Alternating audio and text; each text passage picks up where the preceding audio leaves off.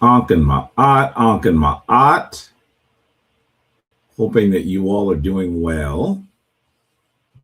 Ankin Ma'at. Hoping you are doing well. We're about to get started. Welcome to Kemetic Legacy today. So honored that you are here. Please come in. Please come in. Ankin Ma'at, Ankin Ma'at.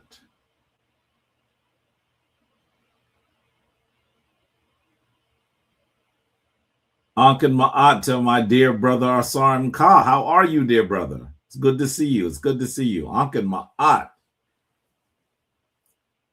Come on in, come on in, come on in. Ankh and Ma'at. I'm so pleased that you all are here. You know the drill, family. I think you know the drill.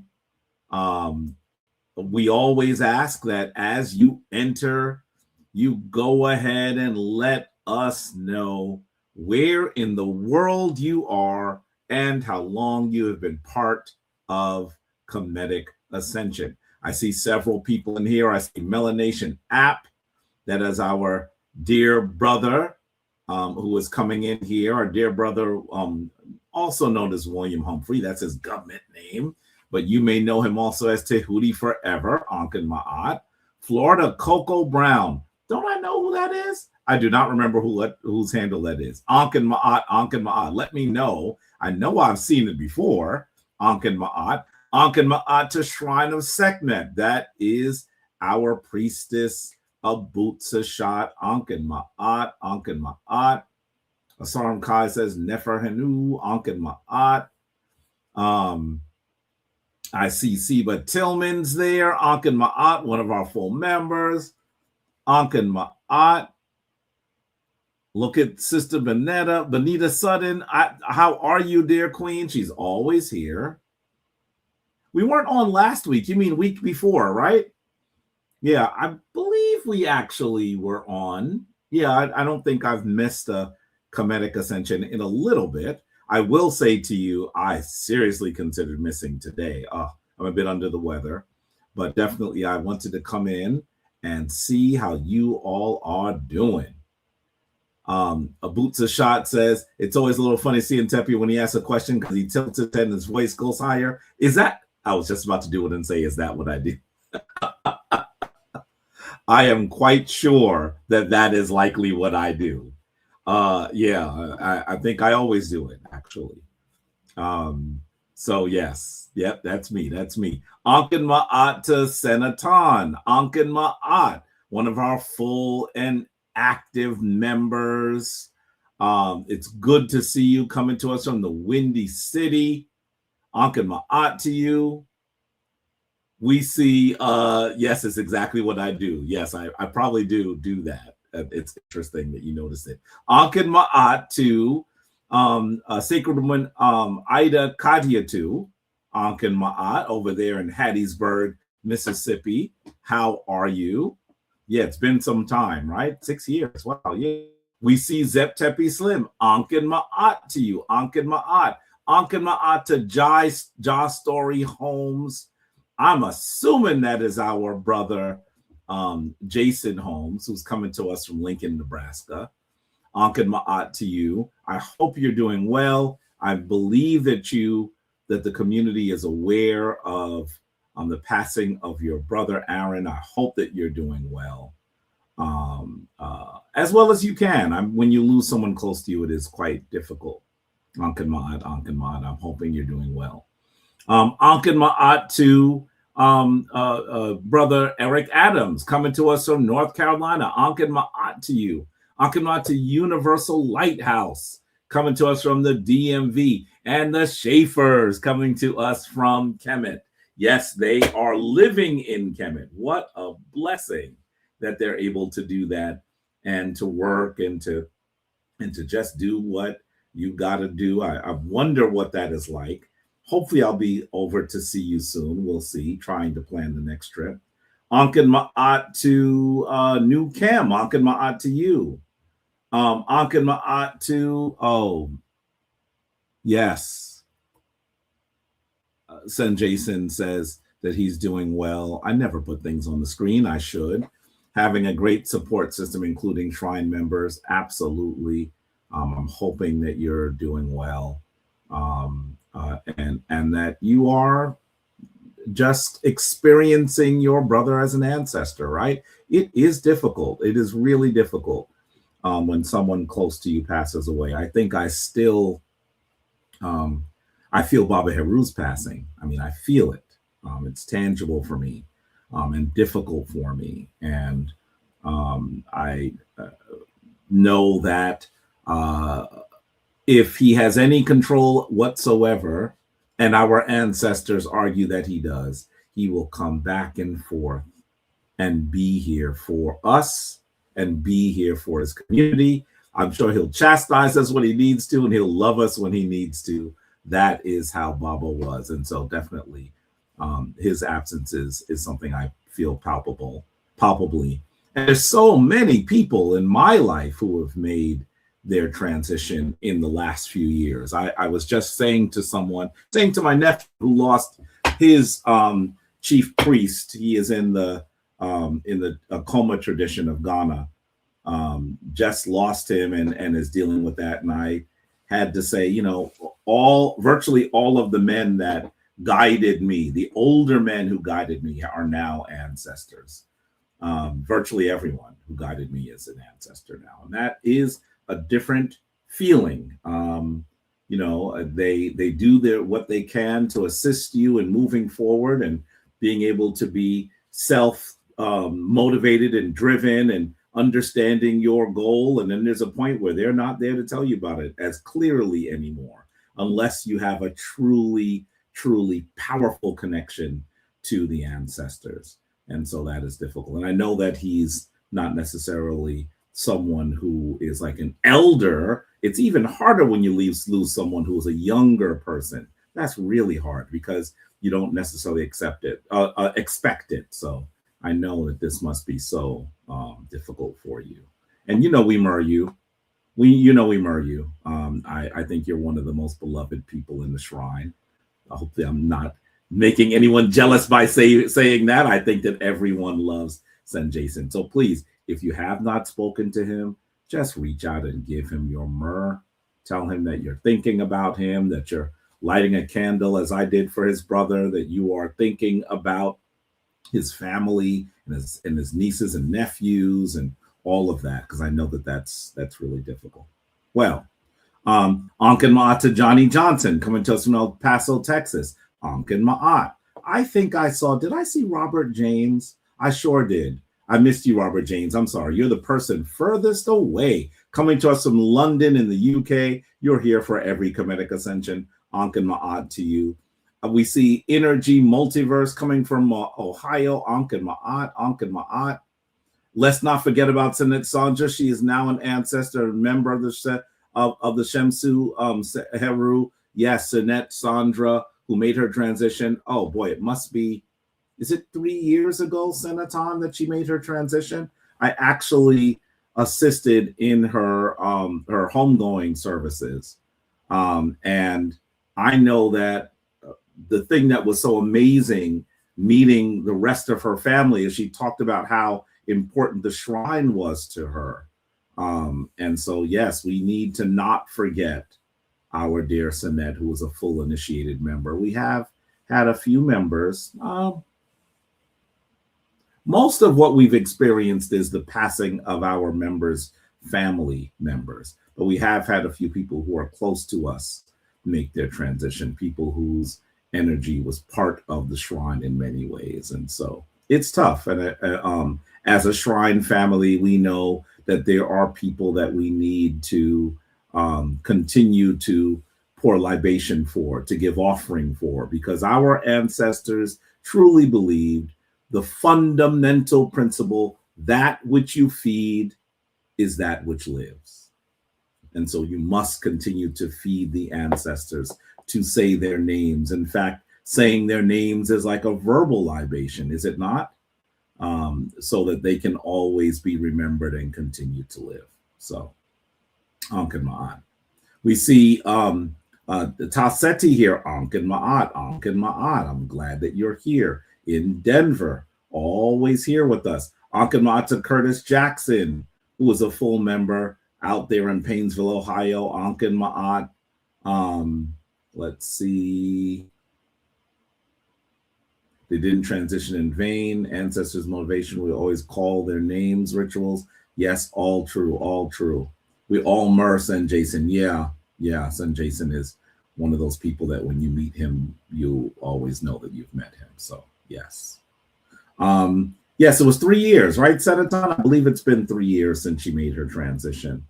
And I'm pretty sure, yes, I know that also Priest Waziri was there at her homegoing ceremony. And you should know that Priest Waziri has been ailing. I don't think I'm saying anything that out of place.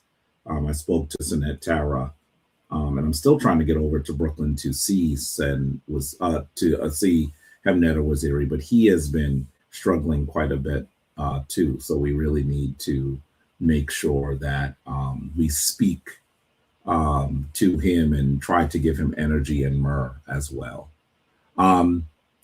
Son Jason is saying you must do something to honor Sinette Sandra when you're in Detroit. That's a great idea. And by the way, I'm hoping that one of you will come on and talk about the plans for Detroit. I'm still planning to get over there on Sunday. I'm going to be in Chicago for the Hoppy celebration. I don't think that it's been formally announced, so I'm probably speaking a bit before I should. But my plan is to go from there on Sunday directly to Detroit. I am going to be trying to be there with you all.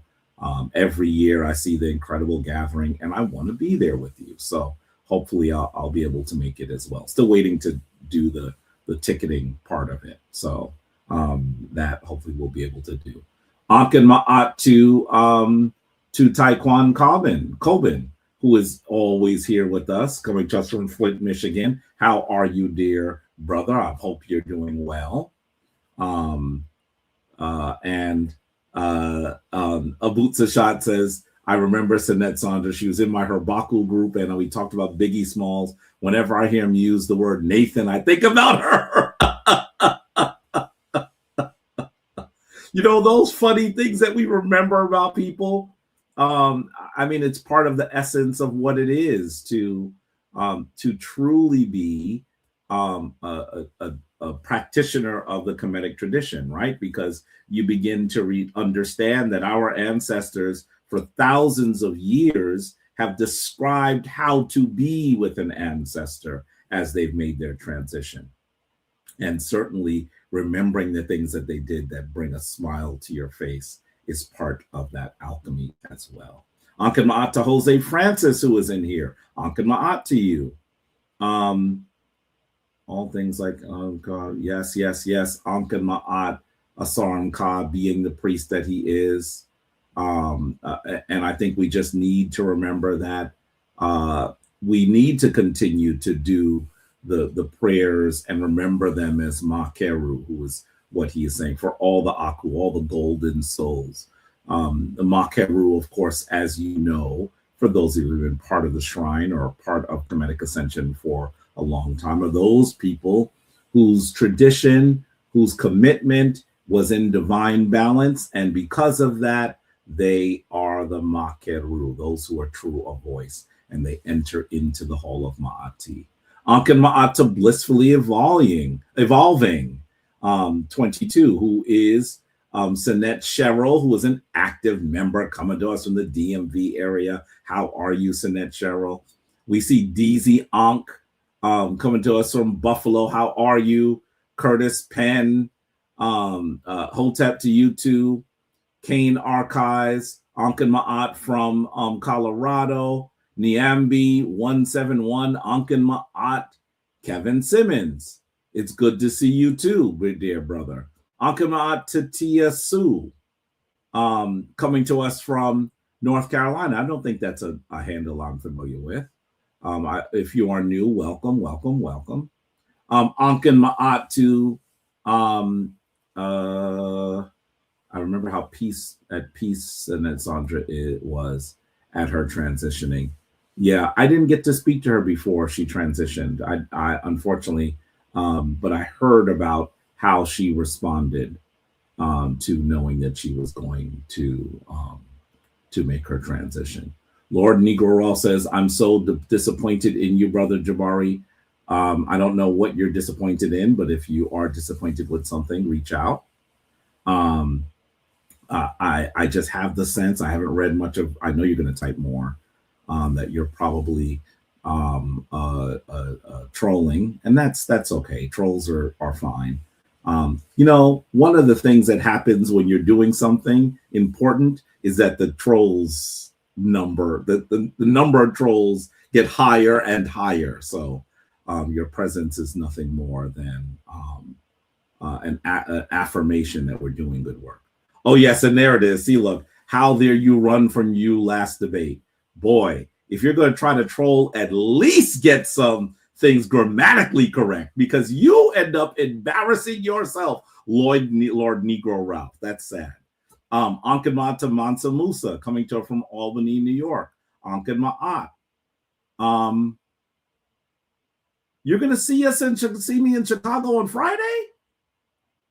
You're carpooling afterwards.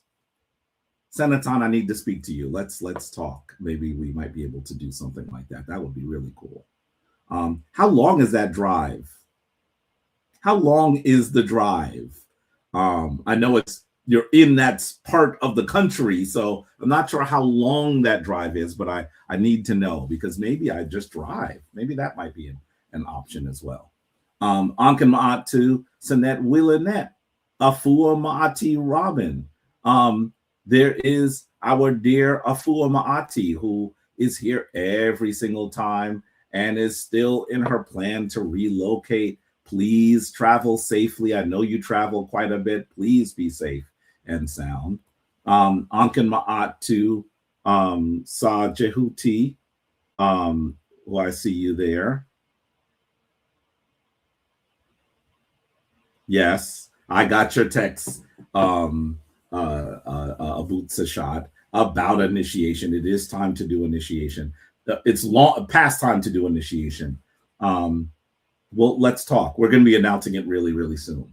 I need to get to the point where now we have an issue with our website. You know that many of the things that we were doing, even though they were, this is interesting, even though they were things that I established, our former chief priest used to manage them. And so even I would put in her emails and things for some of the things that we used to do. And so I'm still working with her to get full access to some of our online things. And so hopefully I'll be able to do that within the next day or so. And we'll be able to move from there. I'm hoping. Okay. Ankan Ma'at to Sa Jehuti. Ankan Ma'at to you. Formerly of the Lu, really? Now we have to join the Kari Shrine, Sentinel Temples. Oh. Yeah, in Amarillo, Texas. Yes. Uncle Josh sent them to you as well. Well, listen, I think that we're going to be working to make sure that more people will be able to join the shrine. It's way past due. And so let's continue to talk about that. We are going to announce it shortly. Ankan Ma'at to Electromagnetism, Great Dawning. I love that one. Ankan Ma'at, have been following since the Kemetic Legacy Todays. Did you happen to see your email sent on 4/23 about disability practicing the opening of the way? I did not see your email, but I will look for it today. And it's something I think we need to talk about. Maybe there's some things that might be some challenge. There may be some challenge there. XYZ, Ankan Ma'at to you. Ankan Ma'at to you. I'm going to put our brother, unfortunately, Lord Negro, since he's just trolling, it's fine, into timeout. Ankan Ma'at to Planets Walk, coming to us from Kawanda, Las Vegas. Oh, Sanet Kawanda, Ankin Ma'at to you. I was like, Kawanda? I don't know Kawanda Las Vegas. Ankin Ma'at to you, someone that we traveled with several times. How are you, dear Sanet? Good to see you. Good to see you. Ankin Ma'at to Skeeta Bite. Ankin Ma'at. Ankin Ma'at to Cosmic Sankofa. Cosmic Sankofa, that really, really powerful intellectual brother who has done so much study. Whenever I see him do a presentation, I learn things. And the only problem I have is that he and I have not had lots of time to chop it up individually, because I think that having people in your wake, in your steady rotation of people you interact with who are on a similar journey always empowers you. So greetings and Ankin Ma'at, Anku Jasa Neb to you, dear brother Cosmic. I wish to be as level as unbothered as you are, Jabari. You mean unbothered by the trolls? You know, listen, you get used to it. You get used to it. And sometimes you have to just cut them off. But I honestly believe that some of the trolls are there because they feel they need to be heard. And I am here to hear you. I just hope to model appropriate communication. It's not necessary for you to agree with me. It's not necessary for you to agree with me. I think that what we should be doing is having dialogue so that whether you agree with me or not, we understand each other. And you certainly don't have to be of the same spiritual tradition that I have been part of for decades now. I truly believe that as a person of African descent, and understanding how maligned the traditions of ancient Africa have been, that we should actually, as people of African descent, seek, find, and actually be practitioners of African traditions. So many of the other traditions, I would say primarily the three major traditions, which are really just one tradition, we know are traditions that were forced upon us. And I truly believe that we need to return to the source. And that's really, really important. Ankanmata Shenka Shonaf of Kemet. That is Sanet Shenka, a very active, full member of the shrine. Ankanma'at to you. Ankanma'at.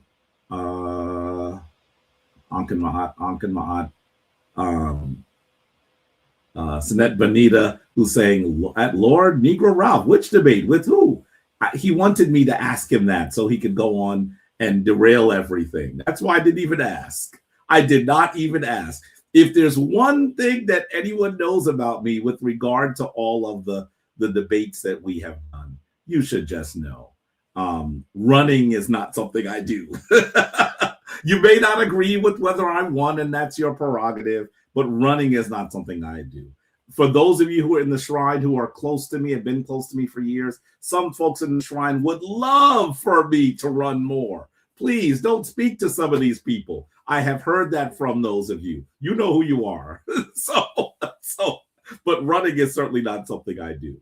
And so certainly that was him trying to troll. Grown men trolling on the internet instead of being productive equals a loser. I don't usually use that much biting terminology for someone who I don't have a personal conflict with, but I'll put it this way: there are more productive things to do in your life, and I would hope that you would find them. Ankin Ma'at to Gil Prescott. Ankin Ma'at. Ankin Ma'at. Tiana Tillman says, will you be willing to talk about Neb Heb Cow? Do I know what you're referring to when you say Neb Heb Cow? Please clarify for me what you're referring to. Of course, you know that so many of the terms in ancient Kemet being rendered in English means that sometimes they are different in their rendering. So I want to be clear about what you're referring to. Ankin Ma'ata Kwame Ron, how are you, dear Chief? It is good to see you here. Ankin Ma'at to you. I hope you're doing well. Ankin Ma'at to brother Mr. Rashad, who is there. Ankin Ma'at to Shango, who is there. Let's see, who else? Let's get through. My throat is even hurting more. I'm under the weather.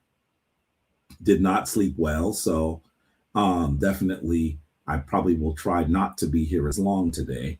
Ankanma'ata Volta, do you hold back? Do you hold that the Israelites have to have been black? No, I do not. I believe that even in the Israelite tradition, they tell you that they are not all the same people. They come from different tribes, right? That's their understanding of who they are. I do think that in some of the early imagery of the Israelites, we should say that they are, some of those images are definitely of people who we would consider black today. Definitely. Definitely some of those images are of people who we would consider black today. Not all of them, but many of them are. And so I do believe that those people who I believe you're referring to when you say Israelites, many of them, if not most of them, were people that we would consider black today, definitely. But then some of their tradition is ensconced in legend as well. So teasing it all out is interesting, and I find it enjoying. Just not, this is not necessarily the place to do it. But I'm always reading more and more about early Israel because the Abrahamic traditions are so replete, so ubiquitous here in the world that we live in the Western world. So I continually study, and so many of my family and friends are part of Christianity as well. So Ankan Ma'at to who else am I missing? I'm missing some folks. Let's do this quickly so that we can move. My throat, I hope it holds up here. We have to learn in the cultivation of our spirituality. This is not a proper venue for trolls. You can contact them on your own time. Yeah, really, the trolls, they can debate later if they'd like. Ask some questions for you and get together. We'll email you. Egypt versus yourself is getting on my nerves. Is it still happening very much? I have been out of that aspect of the community for far too long, I have to say to you. It's time for me to get back into that leg of the community. I haven't even spoken to Sonetta in weeks, but that's going to change because I certainly just have been busy. There's no reason why I haven't been doing much within that section of our community. And hopefully I'll be doing stuff in that section as early as this week. So, okay. So definitely send me some questions if you want, Sister Benita. Text me too, okay? Ankan Ma'at to Latia Aud Jehuti Ra. Ankan Ma'at, I think that's a slightly different handle, someone that we know. I miss your debates. I don't know why listen, I've just been busy. And I promise that soon you'll hear part of what I've been up to.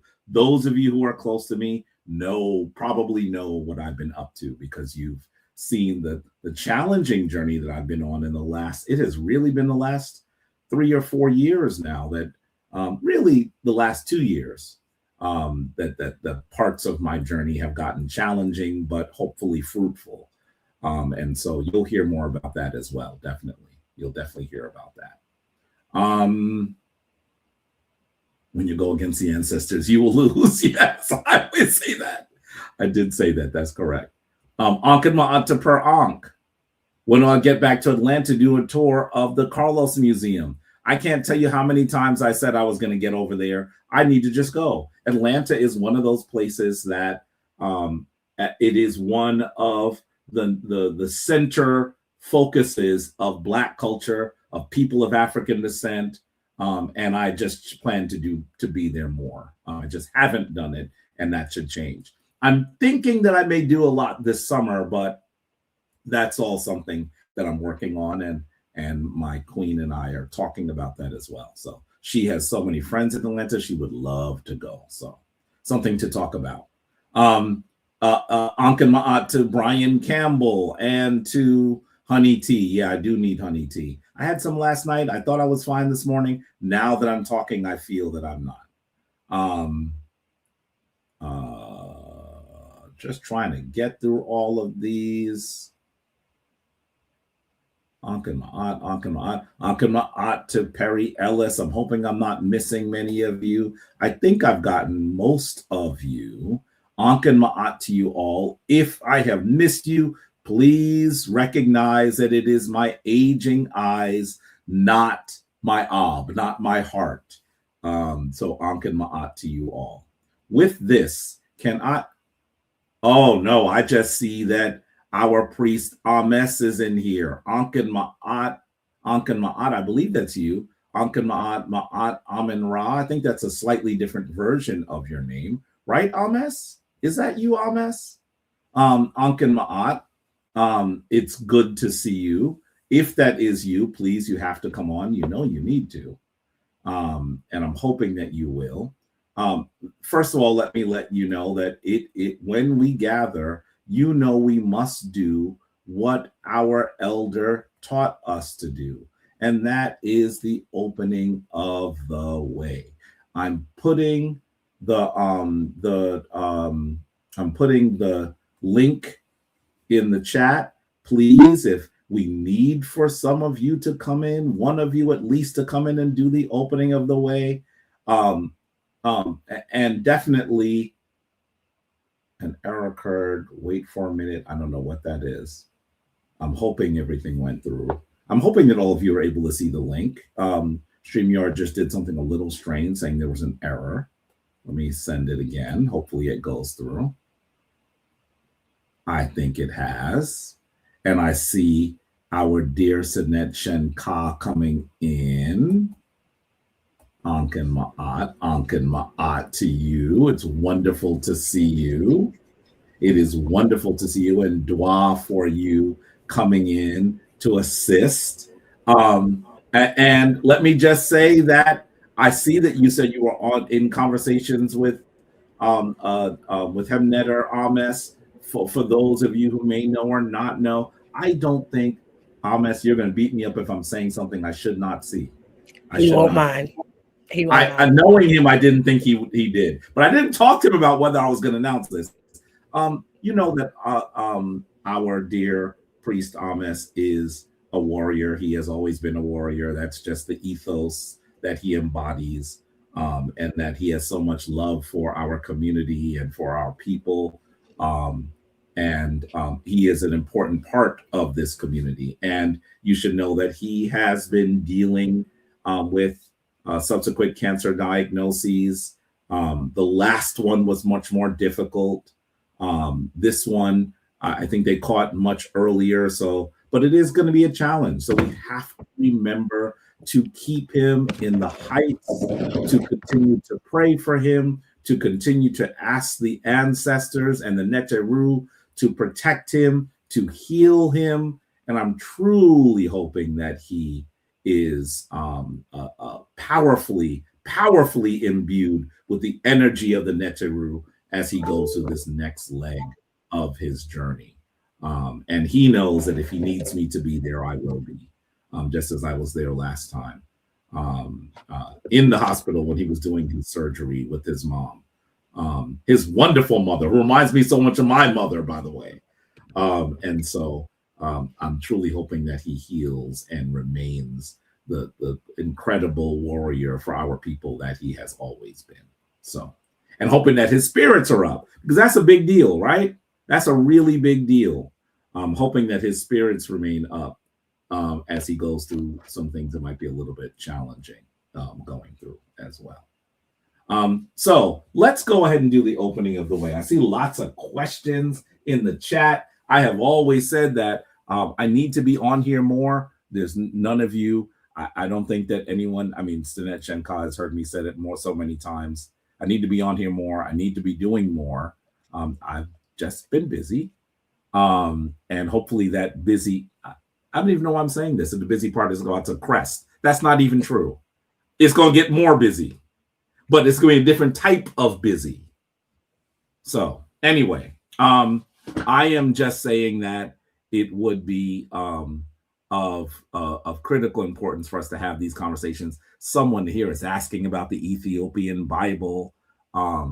Clearly, I will say to you, we do not utilize the Ethiopian Bible as one of our spiritual texts, but I think that it is a text that, because it is connected to a very, very old African tradition, that if you can read it, you should. I have read it many times. I'm literally talking about Ethiopia in one of my courses at Hunter as we speak.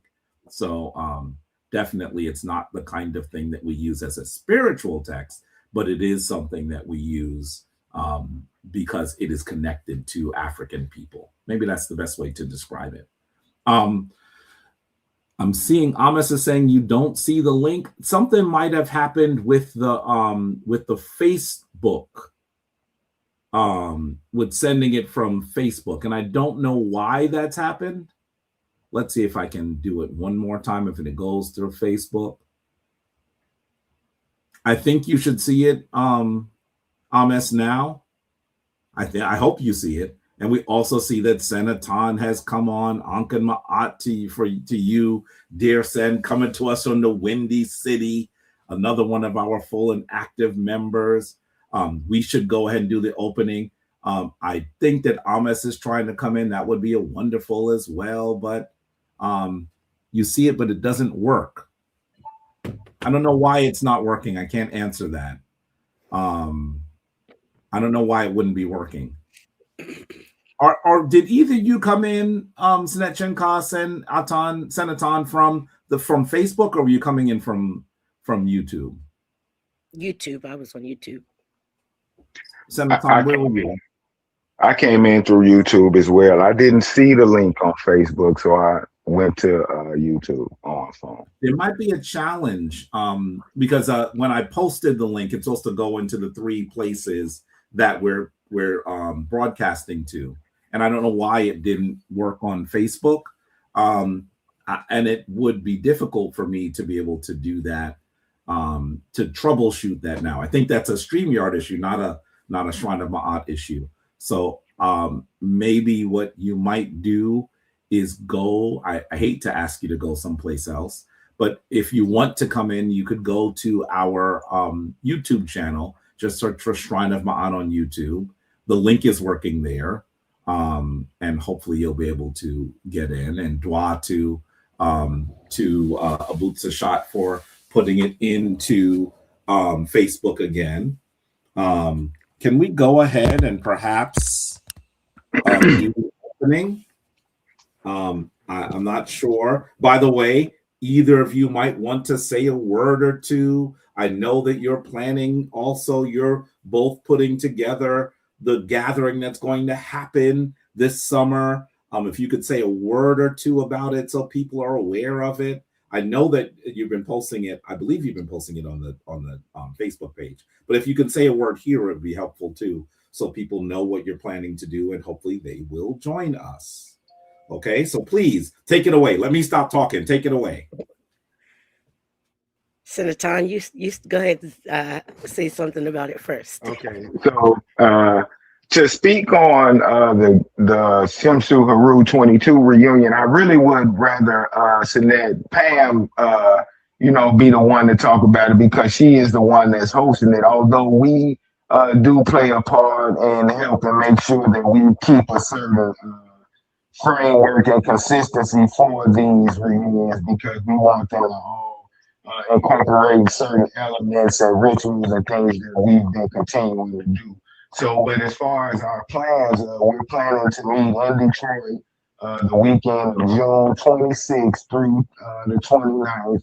Sinet Pam has a space for us that's beautiful, a mansion on a golf course that we'll be staying. We'll be taking the time to fellowship, spending time with one another. We'll be studying together, participating in Kemetic Ascension together, and just having a chance to get back on one another so we can continue to build that bond and our relationships and work through our practicing of Kemetic spirituality together. That's the main focus of these reunions that we have.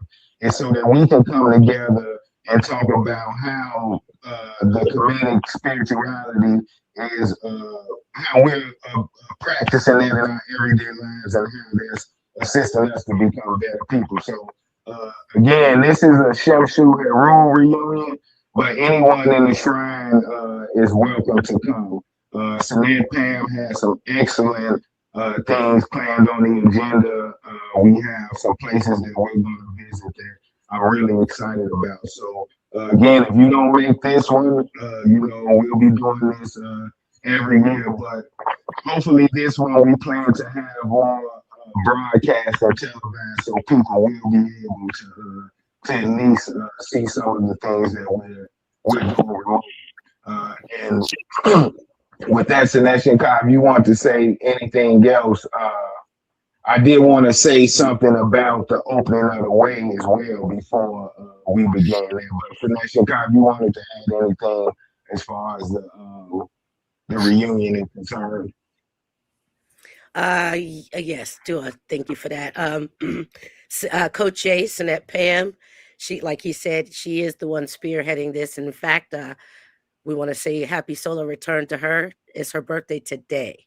So we definitely are grateful for all the efforts that she has put in. She is also a life coach, and she hosts a lot of retreats. So this is going to be an excellent experience. It'll be my first time being able to be there in the physical form.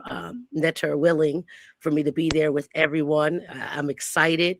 Again, we're going to be doing our adoration service, the prayer service that we do that Sunday morning. Is going to incorporate all the folks who are there, including, if Kemetic Ascension is that day, we're going to be doing that. So I'm excited for all the things that she has planned. It's a beautiful space.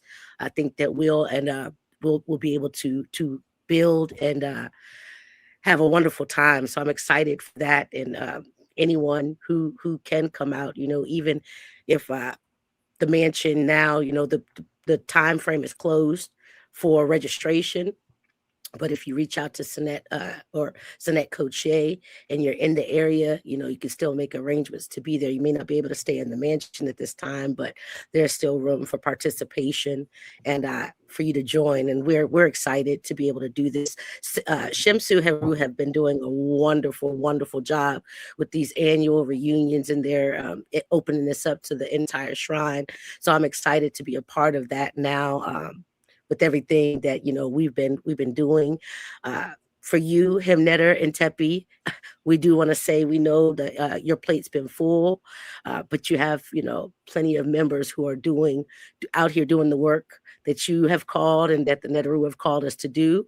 We took the charge, and we are definitely honored and grateful to be able to do that. So for all of you all who are listening, the Shrine of Ma'at is live, functioning, and we are well. And we continue to do this work as time permits us to do so. Yes, dua for all of that. Dua for all of that. Yeah, so hopefully you all will join us, right? And that should be amazing if you can. You don't need to be a member of the shrine. I'm sure that the shrine members will be pleased to see you. But we're really excited to see members of the shrine because we don't get to see each other in person as much as we used to. So if you are a member, there's a call. You are seeing an Ankh bat signal in the air. We hope that you're going to be in Detroit, and it'll be amazing. And I'm doing everything I can to be there as well. So definitely, I've not been able to make the other ones. And they come on and you see them all together, and you have ancient Kemetic FOMO, right? Because you're like, man, I wish I was there, because they've had such an amazing time. So Detroit is going to be amazing. Hopefully you will be there. I know that Senator Tom will say something about the opening, but we also want to acknowledge that Hemnetter Ames is in the room. Hemnetter Ames, it's good to see you. It's good to see you. You want to say a brief word about how you're doing and what you're thinking right now? Hello, Arkamad, everyone. Well, I am right now. I'm good. I start a new procedure for the reoccurring cancer, where I will be doing chemo immune therapy. Where this time around I'm getting 2 chemos, and the one that it helps increase my immune system, the T cells. All at one 3 shot, one day. They're trying to shrink the tumor. It's growing differently this time. And so it's closer to my eye socket, and before they want to go in and operate, which I will have to have the operation. They're trying to get it a little bit down where the surgeons, and they're using special equipment this time to remove the cancer tumor from my face. And then I go back on chemo, immune therapy for a couple more shots, and we pray that this go around, that what was hidden before will be found and eliminated. It grew back kind of quickly. As you know, I just had the surgery, the first removal in October, and I was in the process of saying I was a cancer survivor and was going for follow-ups. But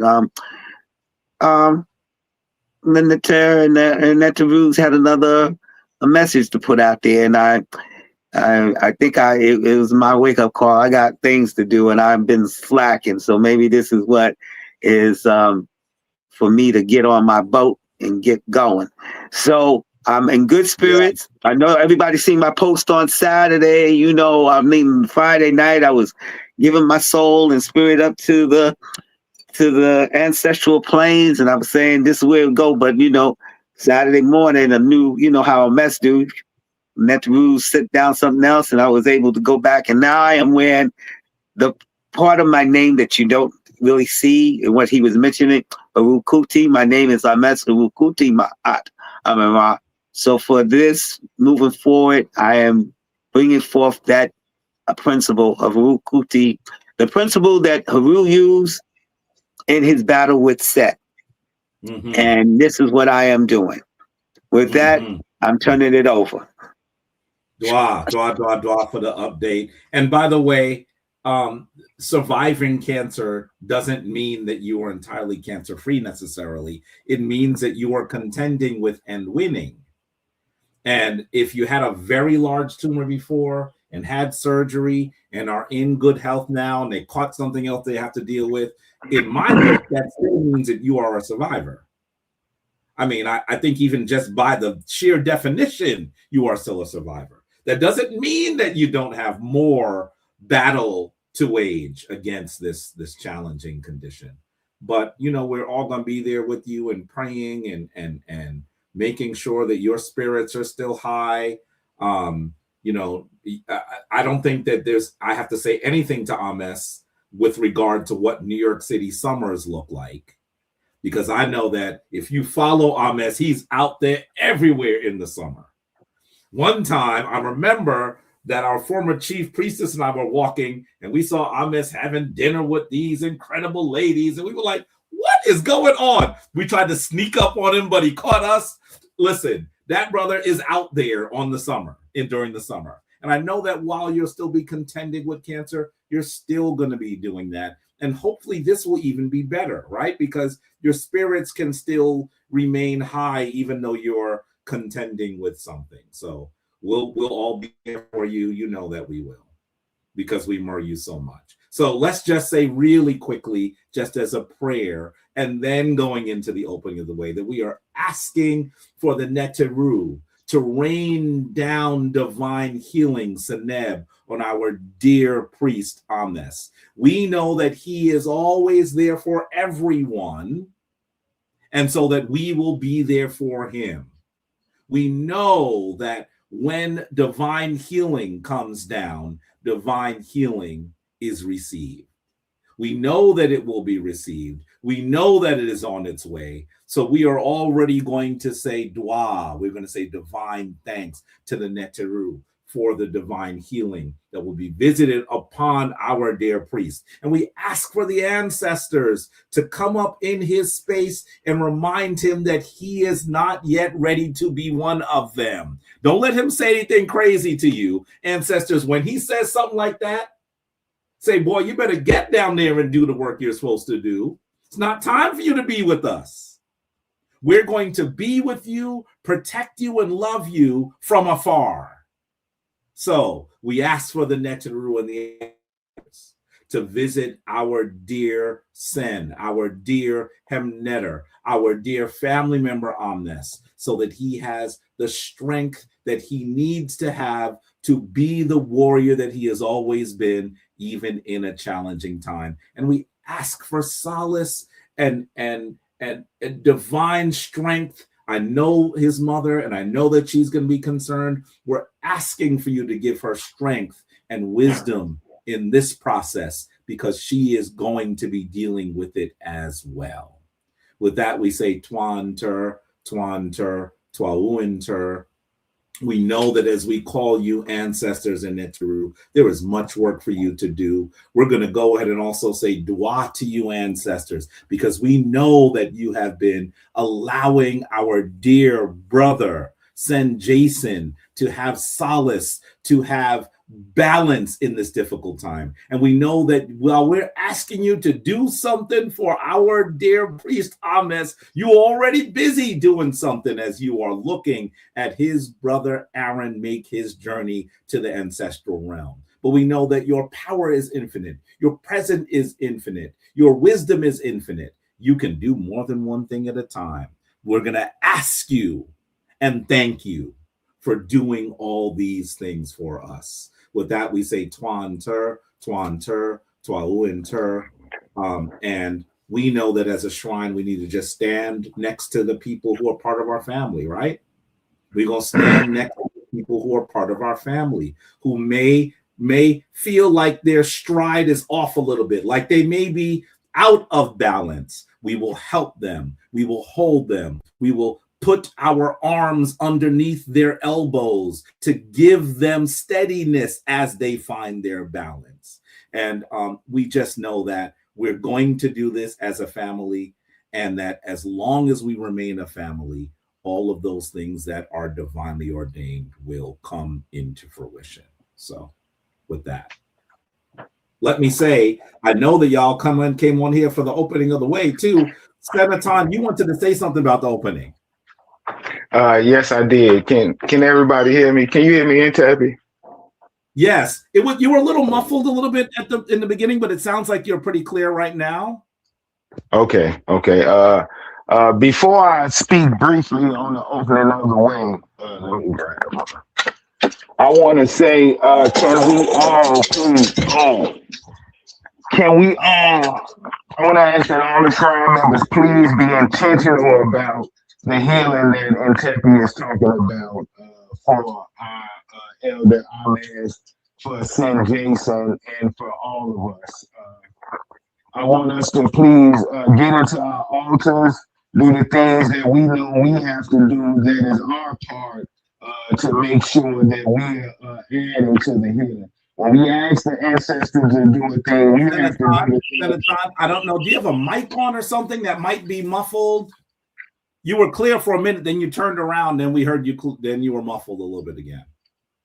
I have my headphone on, so let me just take this off. Yeah, we hear you now.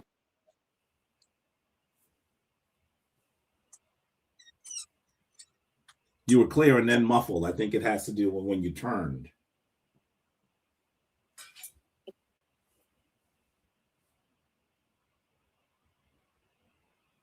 Can you guys hear me better now? Yes. Yes. That's much clearer. Much clearer. Dua.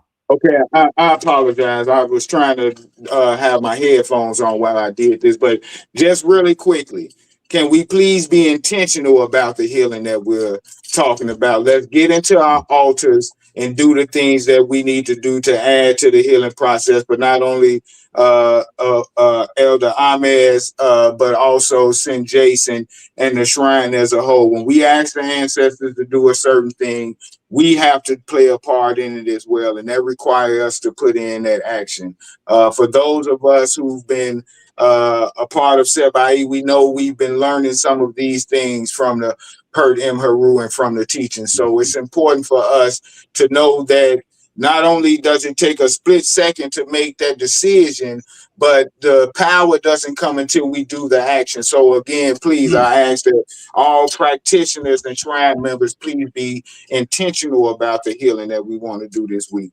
And just to speak briefly on the opening of the way, as we're doing this, again, let's be intentional. Let's use visualization. It's one of the things that I do when I do the opening of the way. When we understand that the words translated in English, part of that says that I am the netter, right? So I envision myself looking at myself and embodying these characteristics and understanding that I am one with the Neteru, and it helps me to get in that space where I need to be. So again, I just ask that not only are we intentional about our healing, about what we're wanting when we're doing the opening of the way, but about our practice of the Kemetic tradition as well. And so with that, I yield. And I ask that we can begin. So next, Shinkai, did you want to do the Yes, I do want to add to what you said, because today's this is aligned with today's service that we had in prayers. The topic was, what have you done for Entor lately? Now we often come and we ask the Neteru for many things. We ask for healing. We ask for different things, but we must be intentional. We have to give in the same measure that we ask to receive in. So you have to be consistent with your gratitude and opening the way and the different things that are brought to us, because we're asking for these many blessings, but we often stand in the way of them. So we have to get out of the way and make sure that we are giving to the Neteru as much as we're asking the Neteru to give unto us.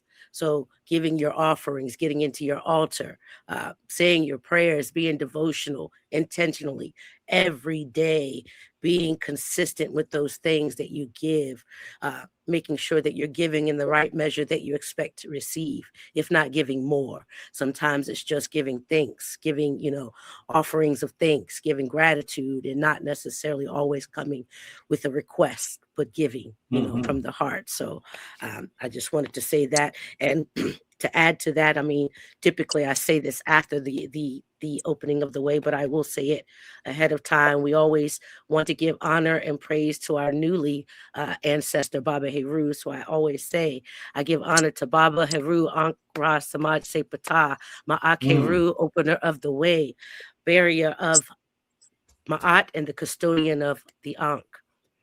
We continue this ritual in which he has brought to us this current fruition, the current condition that which we do it. We honor his contributions to the legacy that he has bestowed on the Kemetic tradition as we continue to honor him and do the ritual today. So please, as Intepi always says, please join us in doing this. This is not theater. This is action. So please stand and join us. Dua, dua, dua. Can it be said better than what they just said? I don't think so. I don't think so. That's how you do it, right? That's how you do it. And I'm always so happy when they come on, because you need to see other practitioners in the shrine other than me. And so I need you to make sure that you're following them. You know that Sanet Chenka is doing prayer and worship. You should be there. You should also know that Senatan, and I believe that also St. Jason together are sort of doing Sebayit literature. Follow them and be part of that, because one of the things that you will get when you join a shrine is there are other people who are on the same journey that you are. And so being with them on their journey empowers you on your journey. These are high-level practitioners you're seeing on the screen. How do you fit this into your life? How can you find yourself in divine balance so that you can receive divine blessings? That's what they're talking about. You must find yourself in divine balance to receive divine blessing. And we are asking for blessings today. So dua, dua, dua, dua to them. Please go ahead, take it away. I'll be quiet.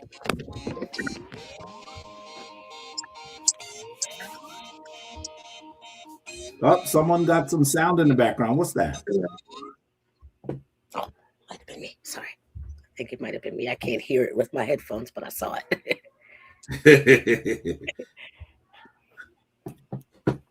So who wants to start? I'll begin. And Shinkai, did you want to do the Natur part, and I'll do the Netra part? Do I? Two. So let us begin by standing in a pose of adoration, with our left foot forward, my right foot back, left hand slightly forward, and bent right hand slightly downward. We'll begin with chanting the word of life, Ankh, and we'll do it using your diaphragm. Take a deep breath, and we'll begin with the word.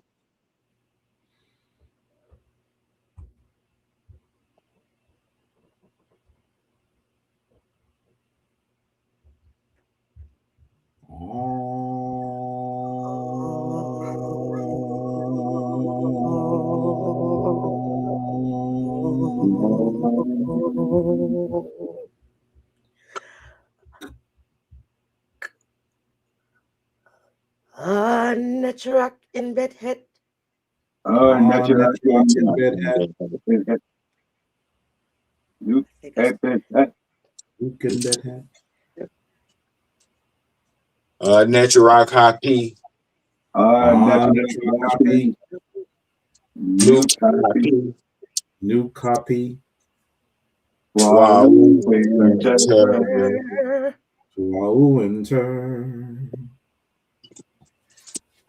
Network circuit. Circuit. Nuke circuit. Nuke circuit. Naturak Kepsanoof. Naturak Kepsanoof. Nuke Kepsanoof. Nuke Kepsanoof.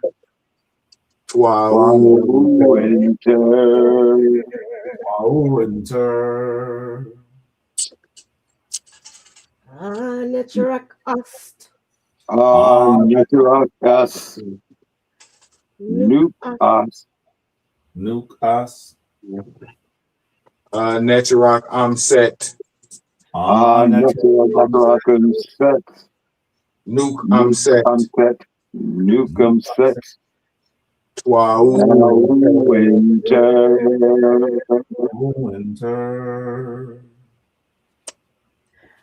Naturak neat. Naturak neat. Nuke neat. Nuke neat. Naturak Duamutef. Naturak Duamutef. Nuke Duamutef.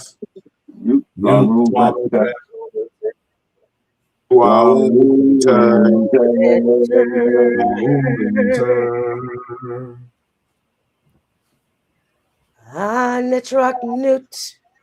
Naturak newt. Nuke newt. Nuke newt. Naturak gab.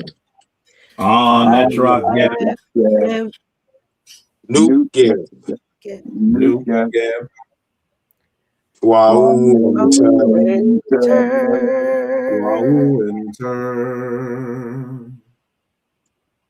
Naturak shoe.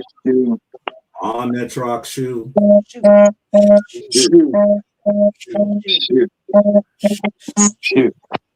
Shoe. Nuke shoe.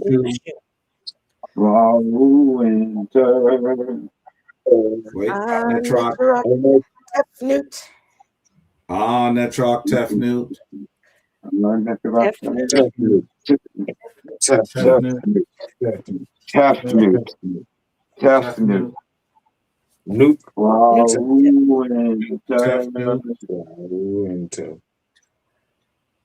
Naturak Pauk Interu.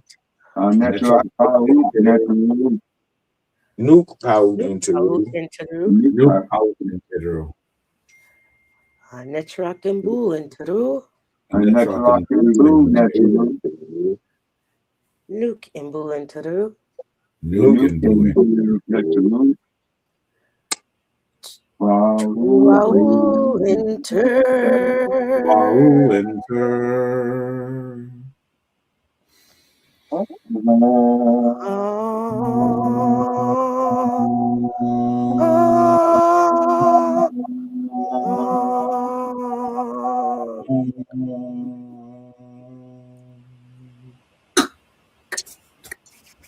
Dwa enter. Dwa, dwa, dwa. Dwa to you all. Dwa to you all for leading us in the opening of the way. It is always amazing to be with the folks that are on the screen. Clearly, we should recognize that, as Sanet Shenkal was saying, this is the ritual that was put in its form by our now new ancestor, who is still our elder in the ancestral realm, Baba Heru Ankra Samad Se Pata. And so when you do this, this will remind you of what you are made of. This will remind you that you are the stuff of the stars, that there is nothing that is beyond you, that all you need to do is return to divine balance, and you will have all the rights, responsibilities, and powers of the universe. This is why it is important to do the opening of the way before you do anything important. And certainly each day as you rise is important. So you should do the opening of the way at least one time when you begin your day. It will allow you to remember that all those things that are about to beset you, that are about to trouble you, that are about to beguile you, are things that you can have dominion over as long as you are in divine balance. So please go ahead and do the opening of the way. Can I say dwa to you all? I'm looking forward to see you all in Detroit. Dwa, dwa, dwa, dwa, dwa to you all. Much love to you and Tempe. Murmur. Yes, and I see he's drinking his water. That's right. I got mine here too. Got mine here too. I will see you all soon, okay? Shemema'at. I have to really say that I'm always honored when they come in. You have to see that the shrine is a wonderful family and they do incredible things. Together we are stronger. So I want to say dua to them for coming in to assist us today. Ankin Ma'at to a few more of you who may have come in. I'm struggling to scroll back. I don't know why my unfortunately having some trouble with my StreamYard. There we go. Ankin Ma'at to Kent Keys. Ankin Ma'at to Anjai Bryant, who is always here. Ankin Ma'at to Black Magic Mike. Ankin Ma'at to Robert Bunag, who is always here with his girlfriend. Ankin Ma'at to Traveling Man. Can anyone join the shrine? Is the question you're asking. And I know that a Bootsa shot is going to, if she was here, she'd beat me up. Yes, we are planning to have initiation very, very soon. And so there are a few things that we need to pin down, but yes, we will have initiation very soon. And you should know that initiation is a good place to start in your journey into the practice of Kemetic spirituality. And I'm going to say this publicly simply because there are people who are going to try to misrepresent this, but I need to let everyone know. All you need to do is submit an application. Our website is under maintenance right now. It should be up, I'd say, no later than Monday or Tuesday.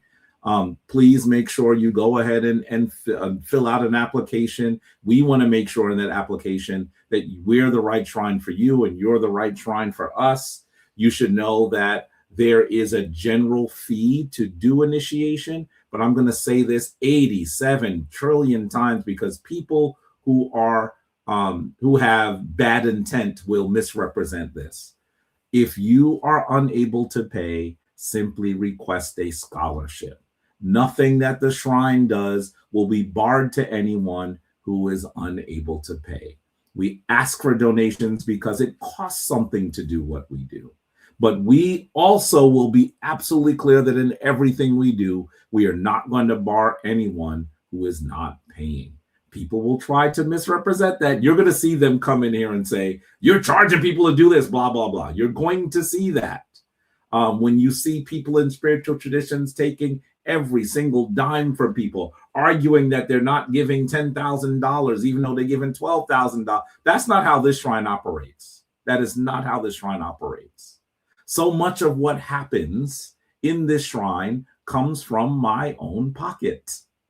That's what happens. It is my calling. That's when I took the Ankh and Baba said that I was going to run a shrine. That is what I am doing. I still work every day to survive. The money that comes into the shrine supports what we do. It does not support me. Please understand that. There will be some people that will try to misrepresent that. And I don't often get upset about that because I understand they are responding to the fact that people in spiritual traditions for such a long time have harmed people in our community. And so it's happened so often that they may not be able to distinguish between people who are harming our community and people who are generally trying to improve the members of our community, like the Shrine of Ma'at. And so I just want you to hear that you will never be forced. We will never say, if you cannot pay, you cannot do. We will never, ever, ever, ever, ever do that, whether it's initiation or it's priesthood training or anything else. Initiation is simply so that people are able to enter the shrine and understand how things work. I want you to understand that because we spend a lot of time in initiation trying to give you all of the tools that you can be a high-level practitioner. That's it. Okay? All right. Now, someone's going to try to clip something there and say that I'm saying something else. And that's simply because they thrive on chaos, the absence of Ma'at, Isfet. And they do it either intentionally or unintentionally. They must know that we are not going to harm our people. That's not what we're here to do. So, okay, let's move on. Let me say, yes, and Abutsashad says, the Shrine of Ma'at in Jabari, it's priest, I'm clicking it too quickly, are here to work for you. I think she means for you. I just want you to know that's Abutsashad right there, one of the priestess of the shrine and the convener of the Shrine of Sekhmet. And I want you to know that if we were abusing people, the person that would be in public saying he was my friend, and I know he's abusing people, would be Sekhmet. She would not be here if I was abusing people. If we were abusing people, so many people would not allow that to happen. So, okay, let's move on. I want to go ahead and say that it is our time. I have been going really long today, even though my voice is not up to it. But I think one of the reasons why we spent a little bit more time is because we got a chance to hear from members of our shrine, and that is always important. You should not just be hearing me. Okay. At this point of our gathering, you know that we go into Hessi. And for those of you who might be relatively new, you should know that Hessi is gospel before gospel. Hessi is how our ancient African ancestors described putting their worship, putting their joint galvanizing of divine energy into chanting, into affirmation, and into harmony. You are going to see people on temple walls, on papyri, enjoying Hessi. You will see them sometimes with their hands raised, similar to the way that you'd see someone doing it in the church. You better understand that. But this is thousands of years before the church. thousands of years before the synagogue. You should know that this is what African people do. So today, I would love for you to hear one of the amazingly mastered Hessis from that couple, the Schaefers. You're going to hear me continue to mention them because I was honored enough to work with them on this album. It is the Shrine of Ma'at's album. It is called Kemetic Meditations, Temple Music Volume 1. It is on every streaming site. So if you go there and type Shrine of Ma'at Kemetic Meditations, Temple Music Volume 1, you'll be able to listen to it. You should. It is amazing. And with that, I want to go ahead and let's listen to one of the Hessis that this amazing couple of Schaefers put together for us. You should know that this is the Qumran Hessi. I decided to do this one just because I'm going to tell you, I've needed some Qumran in my life today. I'm a little under the weather, hoping I'm not going to get sicker. And I needed Qumran. So this morning I was in my Qumran Hessi as I got up to greet the morning.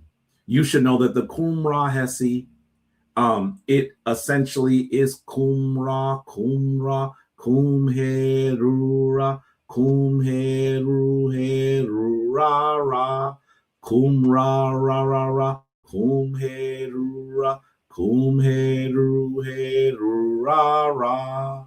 And then it begins again. And it means something like, the mystery of the hidden sun is revealed to my face. That is what it generally means. And I want you to understand that this Hessi, put together by Baba Heru and Queen Afua in the early days of the Shrine of Ptah, was a mainstay in the Shrine of Ptah. And so I want you to hear, this is a slightly different rendition, but listen to the Schaefers with our Qumran Hessi. Take a listen.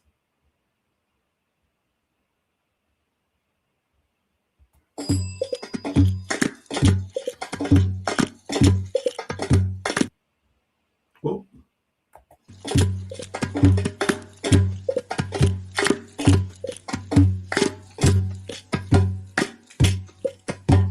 Kumra, kumra, kumerura, kumerura, ra, ra, ra.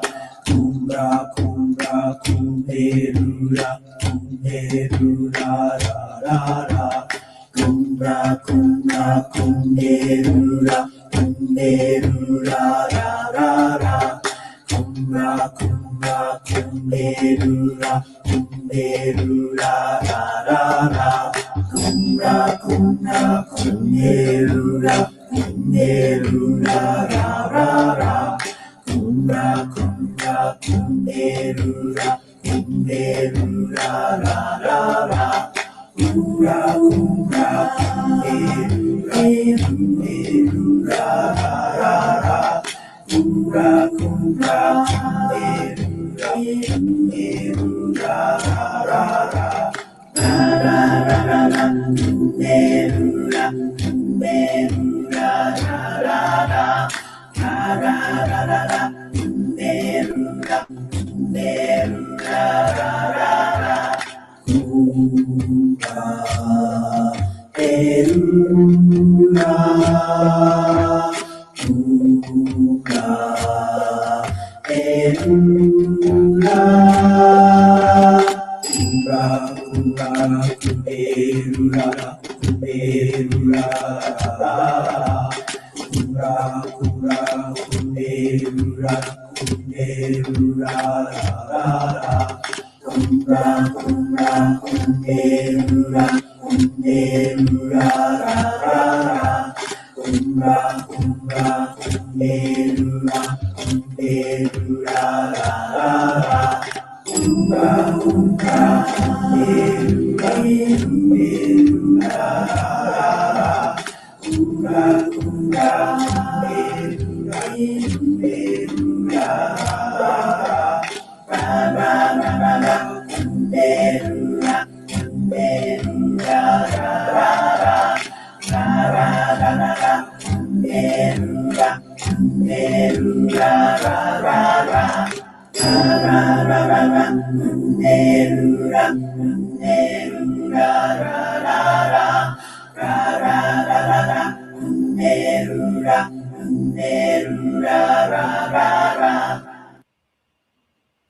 I think that is beautiful. Is it not beautiful?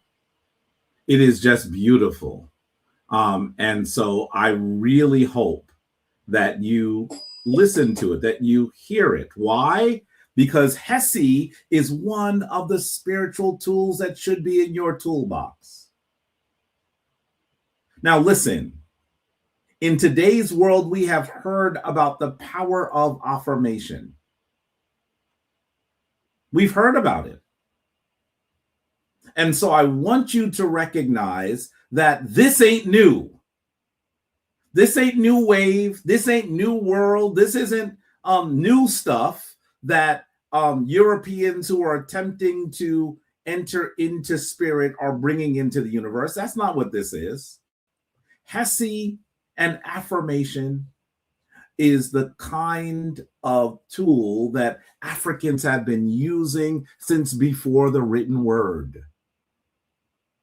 That people on the African continent wrote and left for us to be able to use. There are many hymns and songs from ancient Kemet. It is one of the first cultures to write them down. And so I want you to recognize that when we are using a Hessi, we are doing what Africans do. There's a reason why, for example, when you go to a Black church of the same denomination of a white church just a few miles away, they sound different. The reason is because African people engage in galvanizing divine energy in harmony. We have always done that. And we have, just as we were forced into the traditions of particularly Christianity and Islam, we just are continuing to do what we always do. And perhaps this is us trying to balance the imbalance, balance those traditions that in some instances were so damaging to us. And so that's why they sound different. But I want you to understand, it's not just because Black Christians are different, Black Muslims are different, even Black Hebrew people are different. They are different. But the reason why it sounds different is because they have an ancestral memory of the way that we do things. And that even that peeks out into the traditions that we were forced into the traditions that we think are the only traditions sometimes that exist in the world today. When you speak to people of African descent, that is often how they approach it. So please engage in Hessi. With that, I just want to say Ankh and Ma'at to some people who have come in. I think I saw the priest Jamar. Hemnetter Jamar is here, coming to us from Strong Island. How are you? One of the priests of the Shrine of Ma'at. I hope you're doing well.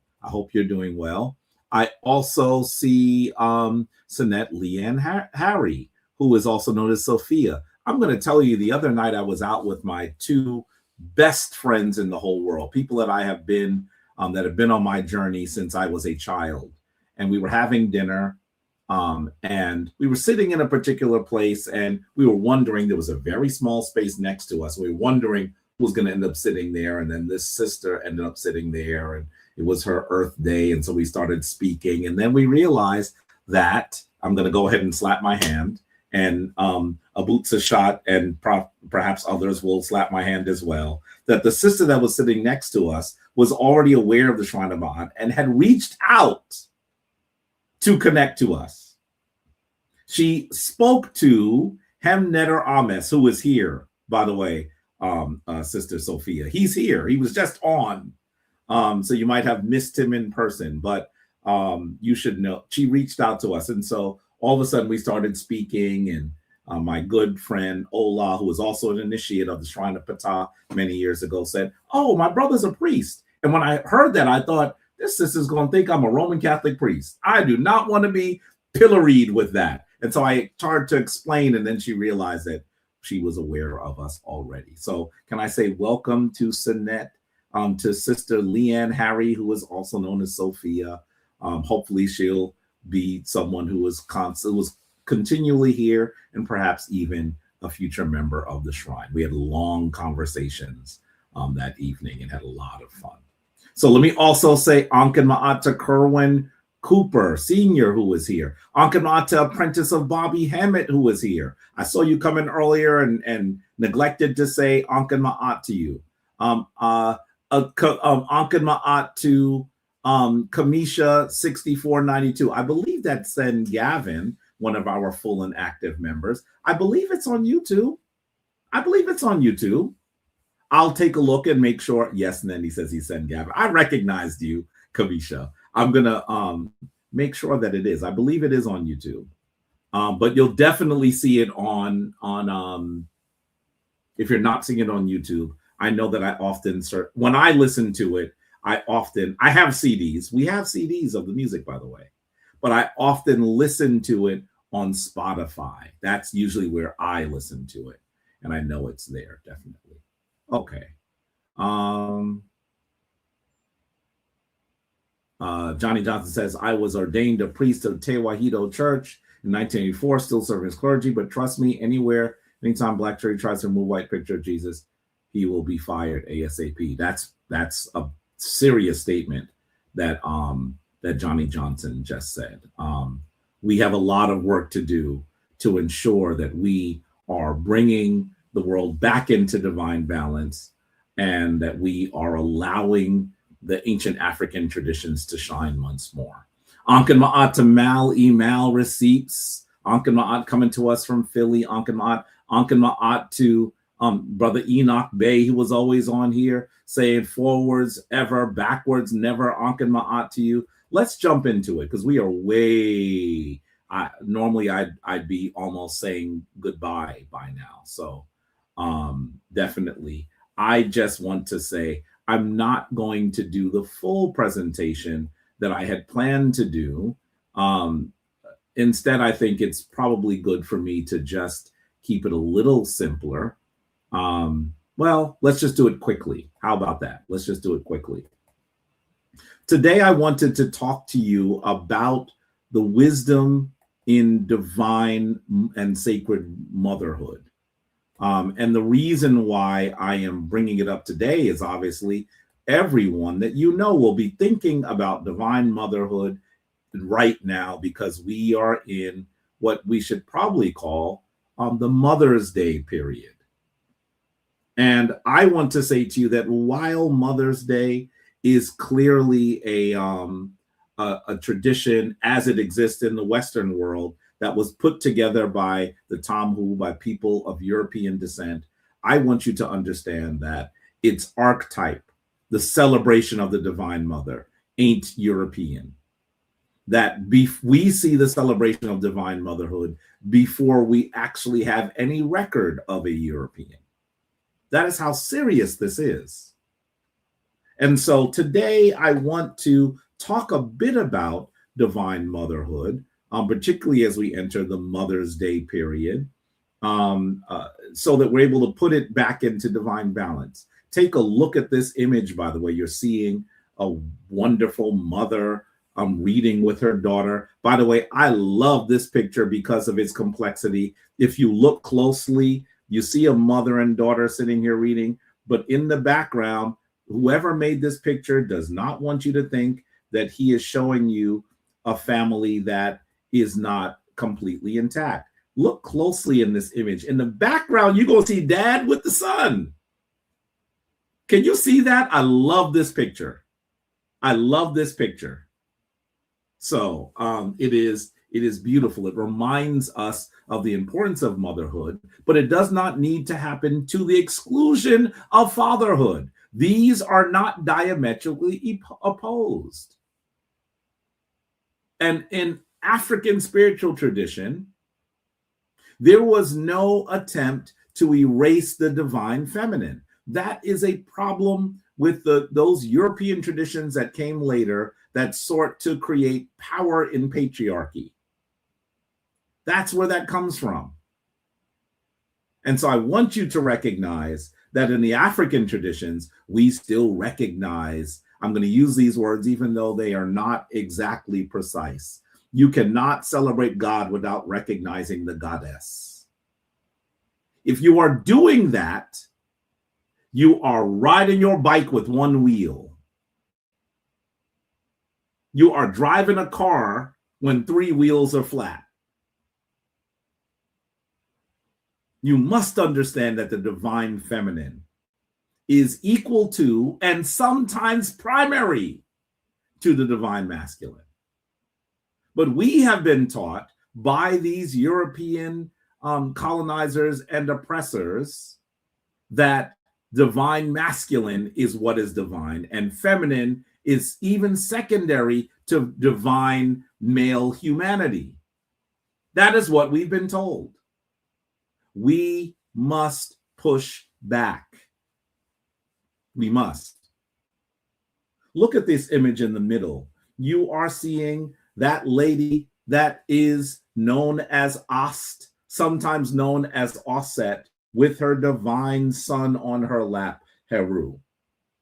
Heru is often depicted as a falcon, but usually when he is on his sister's lap, on his mother's lap, you should know he's depicted as a child, usually in these images. The idea of him being a falcon, I think, comes a bit later as he rectifies his father.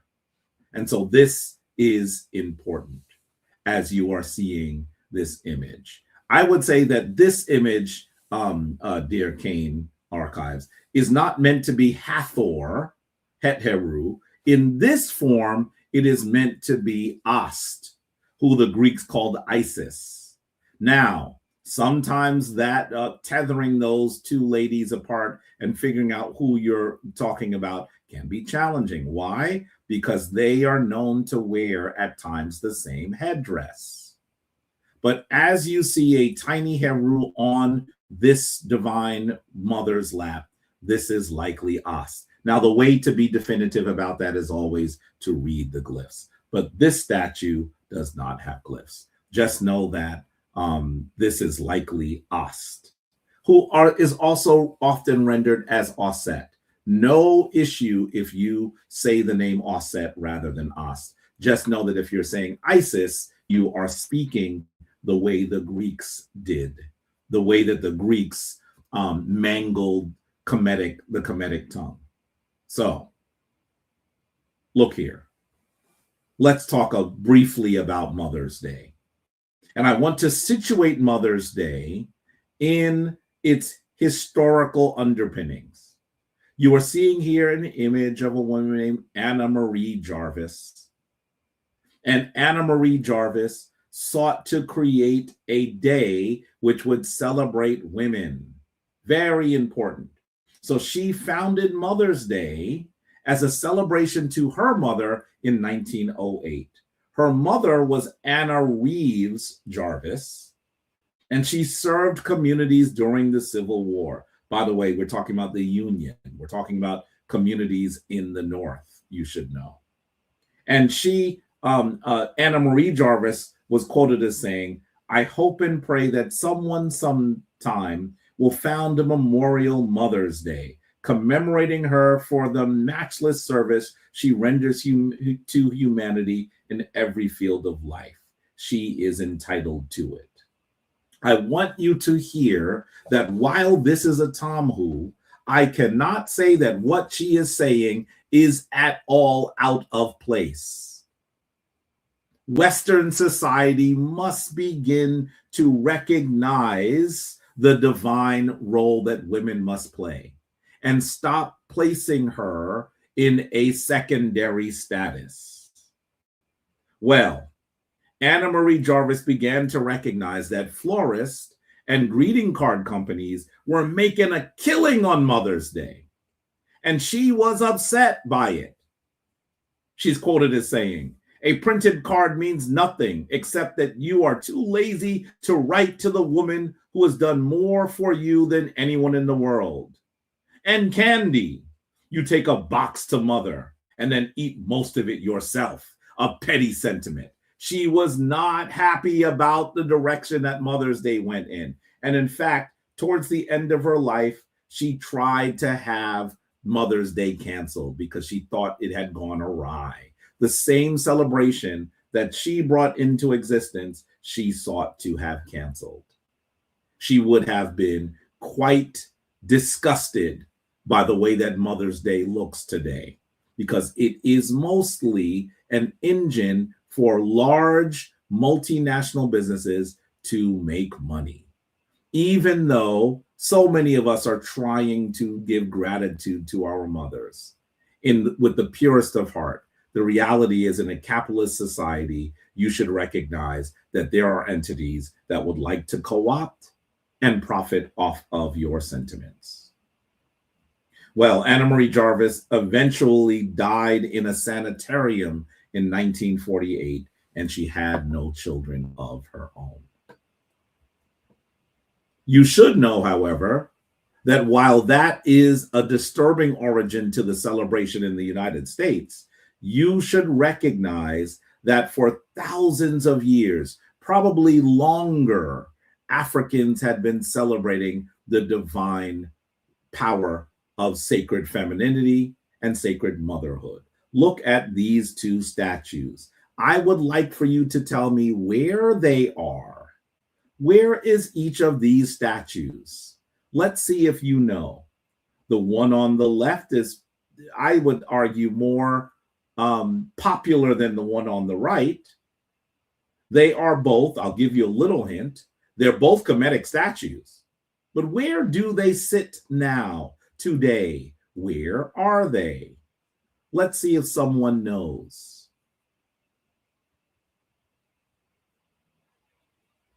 One of them bears resemblance to the Wiccan goddess symbol. Brother Cain, you are correct. And I want you to recognize that the Wiccan goddess symbol is a reference to a Kemetic symbol. I'm glad that you made that connection, because I want you to understand that Wiccans, the tradition of Wicca is primarily a European one, but I want you to recognize that essentially what you are seeing very often in the Wiccan community is a way that people, mostly of European descent, are trying to tie their traditions back to the nature-based cosmic traditions that were first described so eloquently in Kemet. That's exactly what it is. And if you have studied Wicca enough, you're going to see Kemet as the mainstay of that tradition. So you are correct. The one on the left is often drawn or included in the Wiccan tradition. Sen Jason Holmes says the one at the left is at the Metropolitan Museum of Art. Oh, not quite. The one on the right is the one at the Metropolitan Museum of Art. The one on the left is at the Brooklyn Museum. The one on the left is often called the Bird Lady. The Bird Lady. And there's no reason for anyone to call her a Bird Lady. She simply has a face that looks a little bit beakish. Both of them do. But I want you to notice that neither of these ladies have a very intricate face. They spent very little time on their face. Why? Is it because at this time in art, the people who created these statues didn't know how to make a human face? No. Understand that the reason why these look this way, I would argue, is for a simpler and much more profound reason, because they are not celebrations of one woman, a woman that actually lives. They are the celebration of womanhood, of the divine feminine. So the face, when one has a face, usually a face is the way that you can distinguish one from the other. Isn't that how you do it when you see someone? You look at their face and say, hey, I see you. So not giving them a clear face is a way for them to say we're talking about the principle of femininity. Notice something else. Both of these divine ladies have sagging breasts. Perhaps it's more predominant more obvious on the one on the left, which is at the Brooklyn Museum. But both of them have this. What is it with these sagging breasts? What are they trying to say to us? Well, beloved, I think that they are arguing that we are celebrating a mother. The breasts are sagging because they have given birth and nourishment. So in this instance, this is a celebration of motherhood. Notice that they also have wide thighs and thick derrieres, and sometimes these statues even have bellies that look a bit pregnant. This is a celebration of femininity. And I want you to recognize that the oldest deities in the world are female. Did you hear what I said? The oldest deities in the world are female. They're so old that even these two, we don't know their names. We don't know their names. We don't know what they were called. And I want you to know that as old as these are, take a look at these. These are in the place that we would call Europe. Let me remove myself so you can see it more clearly. The one on the left is in Austria, that place that was once part of I believe Austria was once part of the Russian, so the Soviet Union. I could be wrong about that, but I think it was. So, and she's known as the Venus of Willendorf. She's about 28,000 to 25,000 BCE. The one in the middle is known as the Venus of Dolny Vestonis, and she is in Moravia, 29,000 to 25,000 BCE. And the other one is a frieze, not a standing statue, but a frieze that is known as the Venus of Lausel in France, 25,000 BCE. These are extremely old. What do I want you to understand about these? I want you to understand that as you look at these, once again, there are not extremely detailed faces here. And that each of these is a celebration of the essence of motherhood, of femininity. Notice the large sagging breast. Notice the pregnant tight bellies. Notice the large hips and derriere. I would also argue to you, beloved, that these existed in Europe before we would think of people being phenotypically European. These are meant to be African women. How can I make that argument? Look at the most popular one on the left, the Venus of Willendorf. Take a look at her more closely. What is her headdress? She has cornrows. She has cornrows. I want you to understand that there is an echo of the first mother, an echo of the power of the divine mother. And that echo must be depicted as African. It must be, because the first mothers in existence were African for thousands of years, no, tens of thousands of years of history of modern humans. The only mothers of modern humans that existed for tens of thousands of years were African women. And in fact, I am not telling you anything you are not aware of today, but we can obviously, through the use of genetics now, actually identify the fact that the first mother in history was an African, and that all of us are related to that one woman, an African woman. That is what we are seeing here. I want you to understand that that is what we are seeing, even in a place that you might argue is in Europe. Just understand that when it comes to motherhood, this is what we are seeing. Senaton says, the one on the left bears the horn of Bat Arhet Haru, further implying divine motherhood. I have often thought that as well. Senaton. I've often thought that as well. We also see that Butsa Shada saying, look at her hair. Yes, we are talking about African women. She says, she continues, her hair can also be seen as the Khoisan's very tight curls. The San Khoi, she says. San Khoi, Khoisan, we're still talking about the same people. She is correct. Those are some of the oldest, they have the oldest DNA in the world. They are, in fact, the oldest people in the world. This is what we are seeing. And by the way, Johnny Johnson says, the so-called Hottentot Sarah of South Africa, who was put in a circus, not in the USA, she was put in a circus in the UK.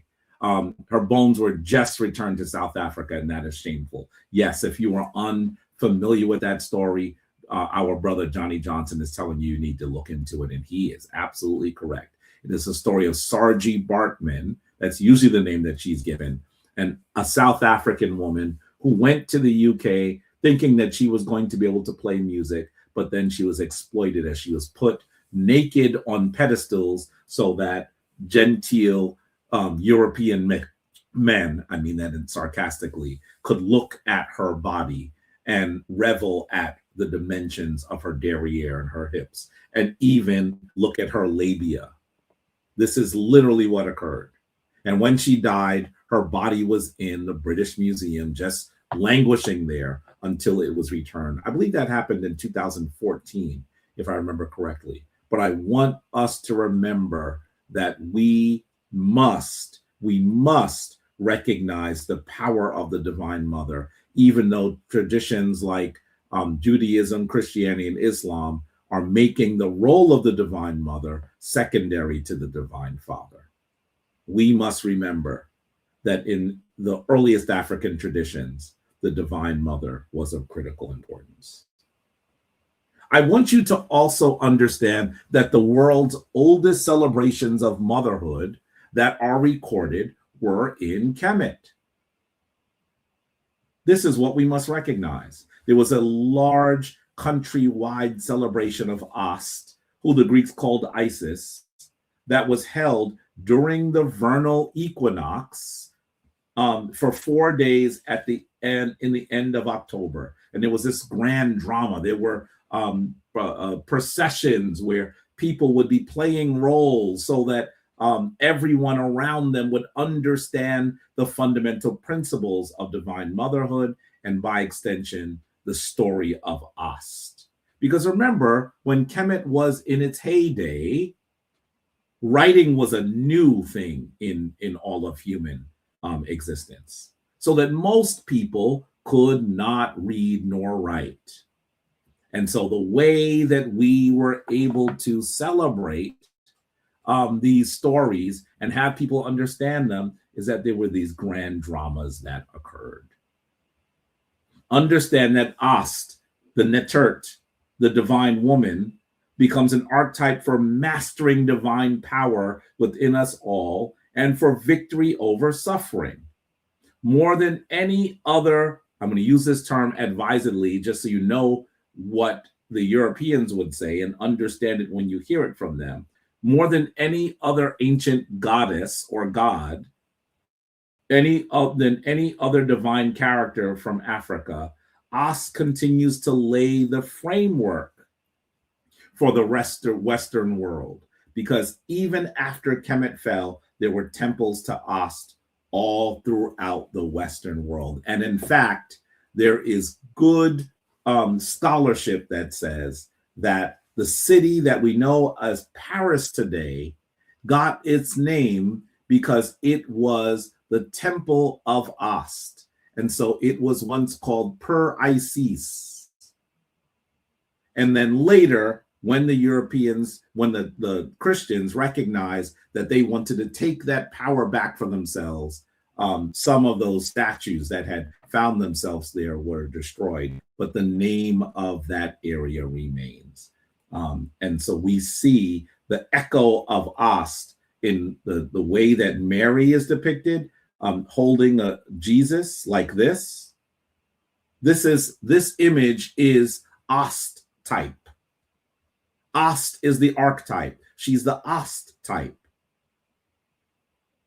So I want you to understand that those people that began to depict the Holy Family in Europe were drawing on the imagery of Ast, but it's not just imagery. The story of Ast is one that comes from the story of Mary is one that comes from the story of Ast. In fact, Mary was also known as the Mer-E, the doubly beloved one. As you look here, you're going to see that there are many statues that are usually called the Black Madonna statues all throughout Europe. The oldest images of the divine family usually have a Black Mary, sometimes even with a European Jesus on her lap. Almost like they're saying the Black mother gave birth to the Western world. And sometimes you'll hear that adherents and attendees, worshipers in those churches say ridiculous things, give ridiculous rationales for why these statues look the way they do. They'll say sometimes, well, we use a lot of incense and candles in the church, and that's why they've turned black. But you know, the funny thing is their eyes, their teeth, their clothes don't turn black, just the skin, you know, because in Christian churches in Europe, they have racist smoke. I mean, it is one of the most ludicrous rationales. The reality is the oldest depictions of these were black. Now, I mentioned a moment ago that Mary was that Ast was also the symbol of the victory over suffering. So was Mary. Remember, Mary deals with the sorrow of losing her son to crucifixion. But I want you to recognize that Ast was also a character that dealt with great sorrow, a powerful woman that must deal with the realities and the isfet, the evilness in the world that we exist in today. It's one of the reasons why Mary has had a deep place in the hearts of Christians for many years, even though Christian leaders have tried to render her position weaker and weaker. The practitioners, the general public sees Mary and recognizes that this great lady has dealt with pain, just as we deal with pain in our lives. So that in this instance, she has always been popular. It's the reason why there's even a prayer for her that everybody knows. Hail Mary, full of grace, the Lord is with thee. You know this prayer. Why? Because practitioners recognize that she had to deal with great sorrow. That these lofty images of the divine that are impervious to pain or to harm were not as attractive to average people who recognize that even though they were trying to do things good, sometimes bad things happen. And so Mary was the archetype for that. But I want you to understand that Mary in this form is simply an echo of the earlier great lady that dealt with sorrow. You are seeing two statues of Ast. Ironically, they're both in the Louvre. I've seen them myself. They're both in the Louvre.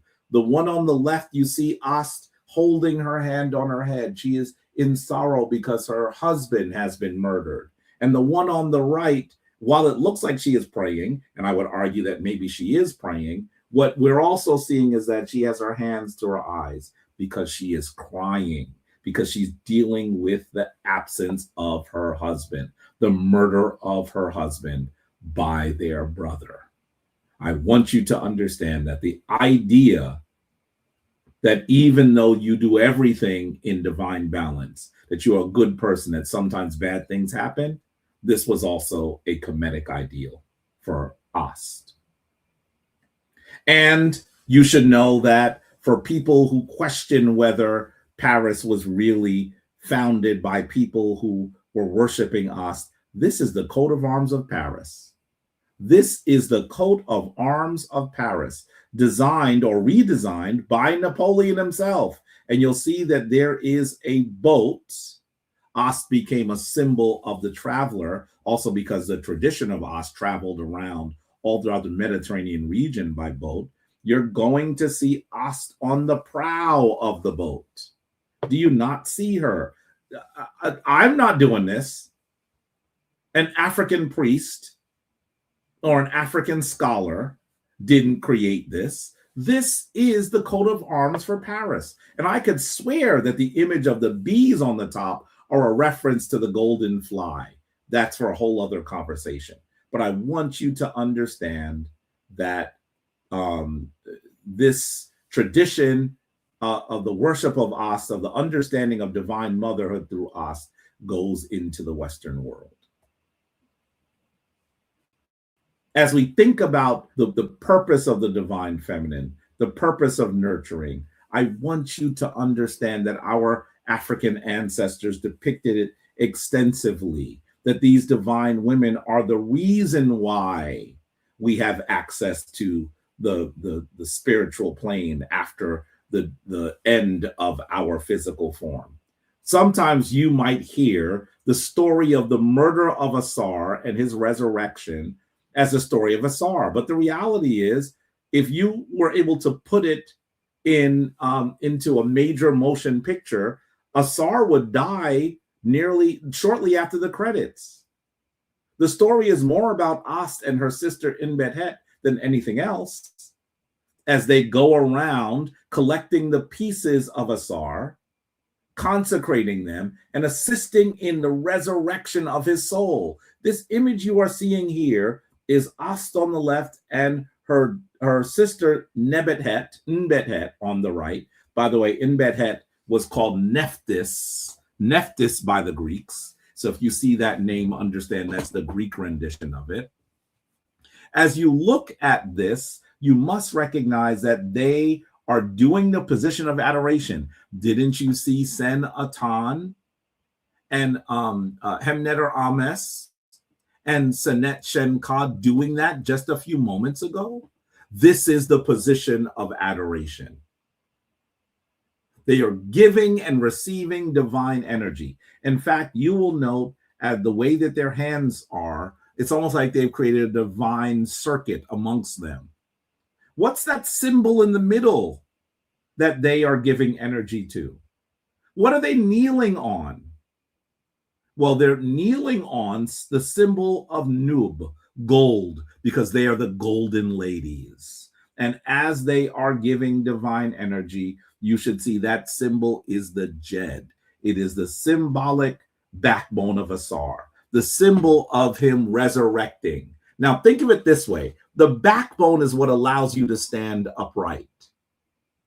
And so symbolically, seeing this upright is supposed to be the resurrection of Asar. Understand that. There was literally a ceremony to the resurrection of Asar called the raising of the Jed pillar. And if you weren't clear about this, the prominent symbol on top of his Jed is the Ankh, the symbol of everlasting life. And you see two arms coming from the Ankh. Those arms are Ka, their spirit. And then it is holding those arms a sun. So what are you seeing? This is the risen spirit of Asar, the risen spirit of Asar ascending into the heavens. He has dawned like the sun. And why can you say it's into the heavens? Notice that bar on the top of the sun. That is the symbol for Pet. It is the symbol of heavens. He is resurrecting at dawn. And believe it or not, it is happening. These two Marys are witnessing the resurrection. In fact, they're not just witnessing it, they are causing it in a rocky area. Notice that you have 6 baboons standing on each side of this rocky precipice. And this is happening between these 2 rocky hills that they are sitting on too. This is the original version of the resurrection of Asar, which then through its echo becomes a resurrection of Jesus. I want you to understand there's a reason why in the Christian story there are 2 Marys that go to witness the resurrection of Jesus.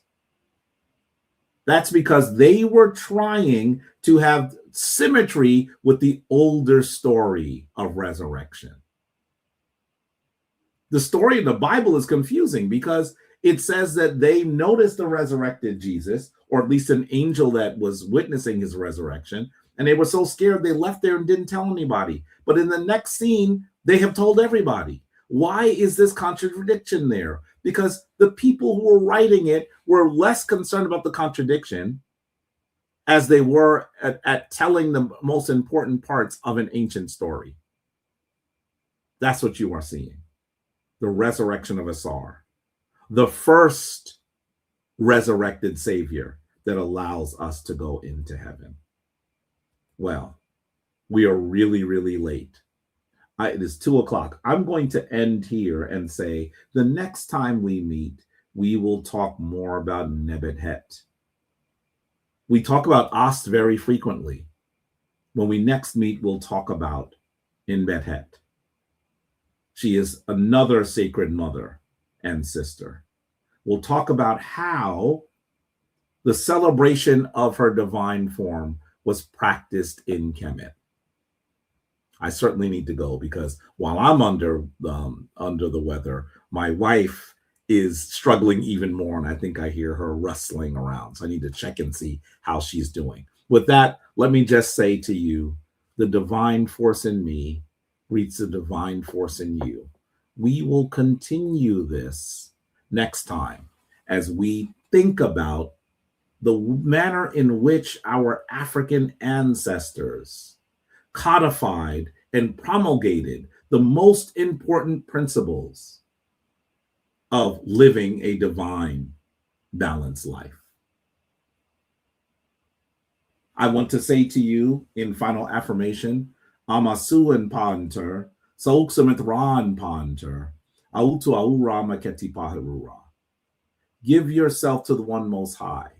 Keep yourself daily for the divine, and do it tomorrow just as you did it today. Tall winter, thank you to the divine. With that, I hope you have an amazing, amazing day. Shema Ma'at to you. Go forth in divine balance. I will see you soon.